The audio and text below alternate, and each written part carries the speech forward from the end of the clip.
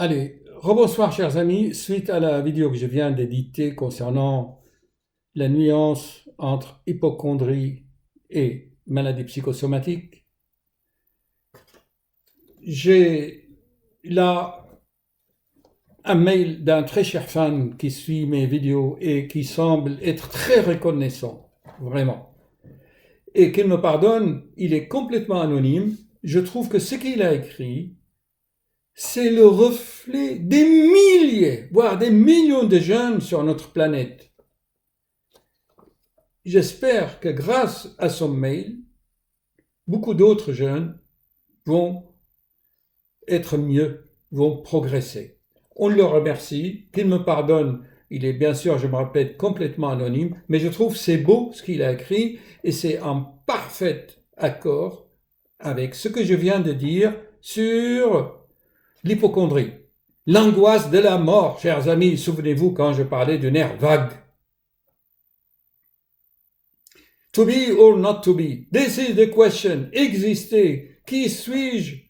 D'où je viens? Qu'est-ce que je fous ici? Pourquoi je suis là dans cette société d'argent, des banquiers, des présidents, des ministres qui mettent des millions en Suisse et qui nous taxent? C'est quoi cette vie? C'est normal que les jeunes sont toujours angoissés. Mais remarquez, je vous l'avais dit, depuis des milliers d'années, c'est toujours la même chose.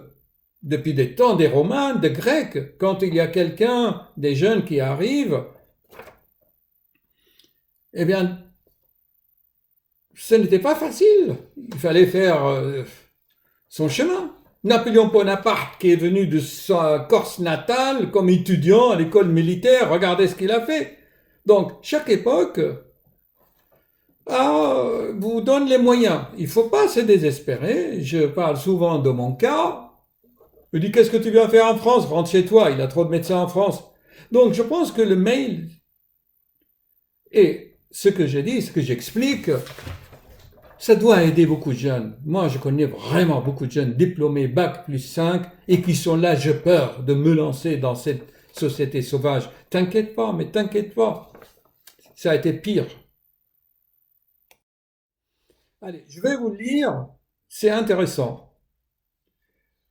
Bonjour, cher docteur. Je vous envoie ce message pour vous remercier pour toutes les vidéos que vous avez pris le temps de créer. Je fais partie de ces jeunes qui, au début, seulement de leur vie, se sentent très angoissés, voire déprimés, s'inventent toutes les maladies du monde sans avoir mis les pieds en médecine, je ne sais pas ce qu'il a écrit ça. J'ai un cœur normal, j'ai un cœur sain. J'ai fait plusieurs ECG, des Holters, des échographies, il dit, quand je ne suis pas angoissé, le Holter est normal. Je cours, je fais mon sport, je m'entraîne sans problème. Vos vidéos, cher docteur, en général, et surtout celles sur le reflux, vous vous souvenez? Vous vous souvenez, chers amis, la jonction oesophage-estomac, j'en ai fait encore la semaine dernière plusieurs vidéos, le syndrome de Romheld, la toux rebelle, l'essoufflement. Ce sont des symptômes un peu bizarres, mais qui existent vraiment. C'est pas de l'hypocondrie, mais vraiment, ils sont psychosomatiques.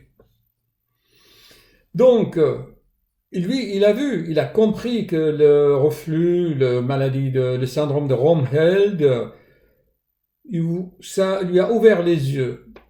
Et ces symptômes sont quotidiens, permanents. Et puis, il a compris sur le risque de mon rythme de vie, le stress, alcool, café, un peu de cigarette, et puis sur mes peurs de la mort. Vous voyez, il écrit lui-même. Donc, ce que je viens de dire, c'est pas de la théorie. Je parle comme les ch'tis. On a des croyances limitantes. Enfin, sur le pouvoir de l'envie, le désir, il veut dire, le désir. On est des êtres de désir, chers amis. Et ce désir, cette volonté inconsciente à déguster, à goûter au plaisir de la vie. Ce pouvoir de l'envie, de désir, il a pris conscience de cela et il dit ça l'a fait gagner en spiritualité. Mon combat pour la vie ne fait que commencer. Mes angoisses sont toujours présentes, mais j'ai bonne croyance que cet état n'est que passager. Heureusement, c'est bien. Tout est passager, chers amis, dans la vie. Rien ne persiste. On a des passages, comme les saisons. Donc, il a une bonne croyance que tout est passager. Bravo, je vous félicite, chers fans. Je vous suis reconnaissant pour vos analyses très intéressantes pour ceux qui souhaitent se cultiver. C'est nécessaire pour les gens stressés, comme moi, qui veulent connaître la source et la figure qui prend le mal que l'on s'est créé soi-même. Je vous souhaite une bonne continuation. Je continuerai à regarder vos vidéos. Donc, voyez-vous, chers amis, c'est ce jeune fan, il a donné la réponse et la démonstration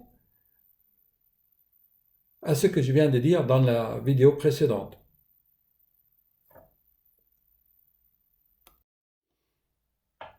Allez, pour conclure, je ne veux pas vous citer ce qu'il a répondu à un journaliste de Sky News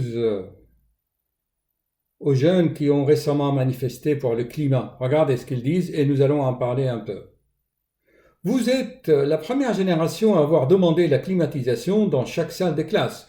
Vos leçons sont toutes faites à l'ordinateur. Vous avez une télévision dans chaque pièce. Passez toute la journée à utiliser des moyens électroniques au lieu de marcher à l'école. Vous prenez toutes sortes de moyens de transport. Vous êtes les plus grands consommateurs de biens de consommation de toute l'histoire. Vous achetez sans cesse des vêtements les plus chers pour être tendance. Votre protestation est annoncée par des moyens numériques et électroniques. Les gars, avant de protester, éteignez la climatisation, allez à l'école à pied, éteignez votre téléphone et lisez un livre. Faites un sandwich au lieu d'acheter de la nourriture. Rien de cela ne se produira parce que vous êtes égoïste, mal éduqué, manipulé par des gens, l'argent, les banques, et vous avez une cause noble. Chers amis, comme ça, faire la leçon aux jeunes, non, je suis absolument pas d'accord. Il ne s'agit pas de se torturer, il ne s'agit pas de revenir au Moyen-Âge, de vivre dans la sévérité. Jésus-Christ lui-même, le messager divin, n'a pas dit de devenir pauvre. C'est les religions, c'est ceux qui sont venus ensuite qui ont dit oui, il faut être pauvre pour aller au ciel. Non, je suis désolé. Si vous regardez bien l'histoire véridique des envoyés divins, qu'il soit le prophète Mohammed, que la paix soit sur lui, il était marié avec une femme qui était bijoutière, diamantière, c'était de riches familles. Jésus, pareil. À l'époque, charpentier était quand même métier noble. Il faut pas. Bon, c'est que les jeunes actuellement, ils sont bien, mais il faut qu'ils pensent quand même qu'il y a d'autres jeunes comme eux ailleurs, dans d'autres pays, qui manquent de tout cela.